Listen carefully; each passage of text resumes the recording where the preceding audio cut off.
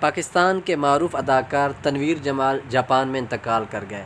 تنویر جمال cancer کے مرض مبتلا تھے۔ کچھ عرصہ قبل ہی علاج کی غرض سے جاپان منتقل ہوئے۔ تنویر جمال نے جاپان میں مختلف ڈاکٹرز کو چیک اپ کروایا، تاہم ڈاکٹر نے نامور پاکستانی اداکار کا طبی معائنہ کرنے کے بعد انہیں یہ کہہ کر جواب دے دیا کہ اگر آپریشن کیا گیا تو ان کی صحت کو مزید خطرات لاحق ہو سکتے ہیں۔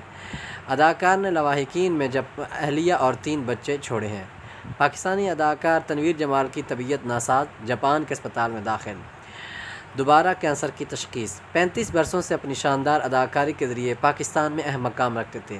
بہترین اداکاری پر پی ٹی وی کی جانب سے بیسٹ ایکٹر ایوارڈ سے بھی نوازا گیا۔ تنویر جمال نے پرائیویٹ پروڈکشن میں سب سے پہلے ایکشن سے بھرپور mega drama serial God father کا ڈائریکٹ اور پروڈیوس کر کے اپنا نام بنایا، جبکہ یہ ڈرامہ سیریل پاکستان اور جاپان میں ریکارڈ کی گئی۔ درجنوں معروف ڈرامہ سیریل میں بہترین اداکاری کے جوہر بھی دکھائے۔ عنقریب ریلیز ہونے والی فلم جاپان کنیکشن ڈائریکٹ اور پروڈیوس کی ہے۔ پہلی دفعہ کینسر کے مرض کا شکار ہوئے، تاہم علاج کے بعد صحت یاب ہوئے، لیکن دوبارہ تشخیص ہوئی، ان کی صحت کافی متاثر ہوئی ہے۔